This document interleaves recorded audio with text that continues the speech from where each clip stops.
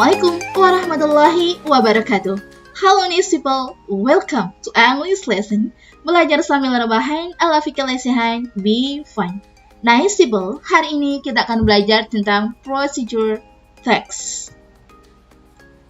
Apa sih yang akan kita pelajari hari ini dalam procedure text? Yang pertama, kita akan belajar tentang definitions.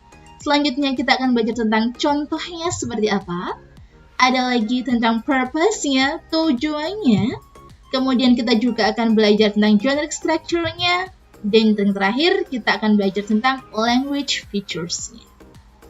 Oke, kita ke yang pertama tentang definition. Apa sih itu procedure text?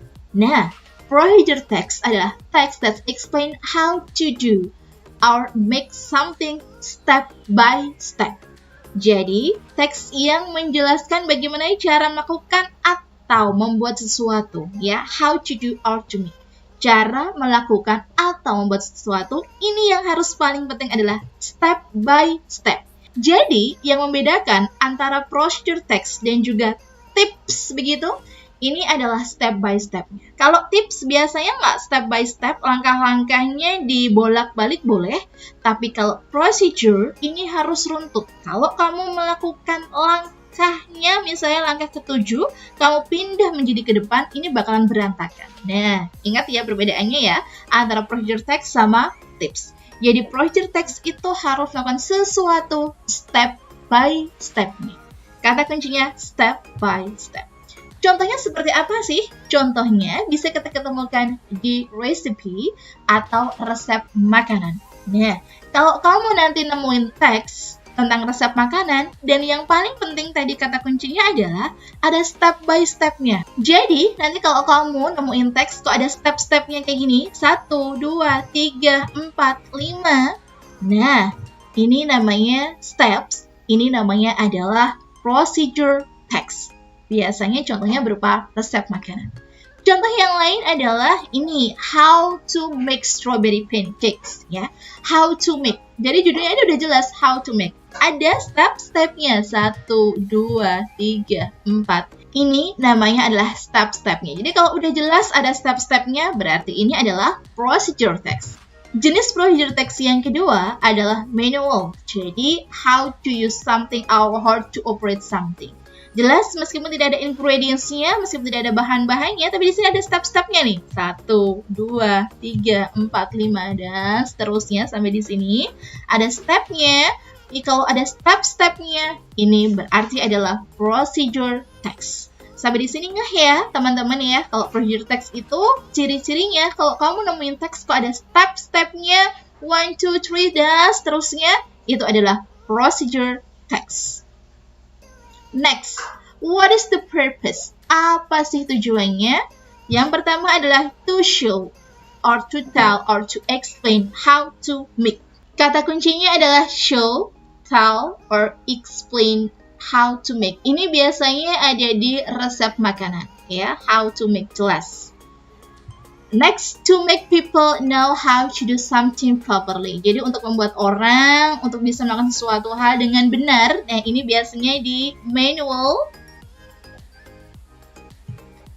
To explain how to use. Ini juga sama. To explain. Lagi-lagi to explain. Yang terakhir ada to give guidance in using certain appliance. Sekarang kita ke generic structure dan juga language feature. Susunannya dan juga ciri-cirinya di dalam procedure text itu ada apa saja sih? Kita langsung ke contohnya saja. Yang pertama kita ke generic structure-nya dulu. Ada how to make fried rice. Ini namanya adalah goal. Struktur yang pertama ada goal-nya. Goal ini biasanya ada pada judulnya. Yang kedua ada ingredients. Ini adalah materialnya. Dan yang terakhir ada step-step-stepnya. Ini adalah step. Jadi generic structure dari procedure text ada 3. Yang pertama ada goal. Yang kedua ada material. Yang ketiga ada steps. Lalu bagaimana dengan language features-nya? Yuk kita lihat. Yang pertama ada kata first, second, third, after that, then, finally. Ini disebut dengan temporal conjunction. Sedangkan kata-kata ini yang diawali dengan verb 1, pound garlic. Heat, panaskan. Put, letakkan. Fry, goreng. Put, letakkan. Add, tambahkan. Put lagi. Nah, ini adalah diawali dengan verb 1. Kalimat yang diawali dengan verb 1 namanya adalah imperative sentence. Jadi, ciri-ciri dari procedure text language features-nya ini menggunakan imperative sentence. Menggunakan temporal conjunction, yang kedua menggunakan imperative sentence. Ini adalah beberapa vocabulary yang biasa kalian temukan di recipe.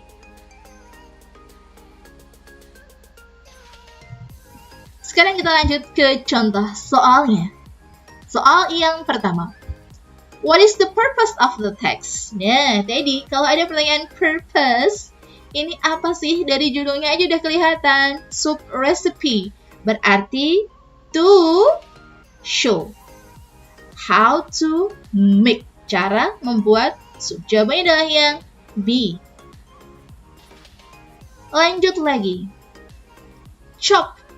Chop itu apa sih? Nah, chop itu cincang. Cincang itu kata lainnya adalah mince. Kita ke soal yang ketiga. According to text, when should we add slices mushroom? Berdasarkan teks di atas, kapan sih kita sebaiknya menambahkan slice mushroom? Kita cari kata-kata add slice mushroom. Nemunya di sini ya. Add slice mushroom. Ini nemu. Berarti kalau kayak gini pilihan jawabannya itu kalau tidak di kalimat sebelumnya, ya di kalimat setelahnya. Kalimat setelahnya, kalimat sebelumnya dulu ada sauce, onion, tumis. Artinya ini ada ditumis, onion, garlic, celery, and green pepper in hot oil. Jadi harus ditumis dulu ya. Berarti setelah menumis onion. Kita coba dulu di sini. After adding soybean, oh tidak, setelah menambahkan. Bukan, berarti jawabannya salah yang A. Yang B, after frying onion, garlic, and green pepper. Setelah menggoreng, benar ya, hampir sama sih. Bisa jadi. Ataukah yang C, before simmer. Ini adalah soybean, black pepper, and tambahkan. Berarti tidak. Before pouring the oil or margarine. Sebelum, padahal ini sudah. Berarti jawaban yang paling tepat adalah yang B. After frying onion, garlic, celery, and green pepper.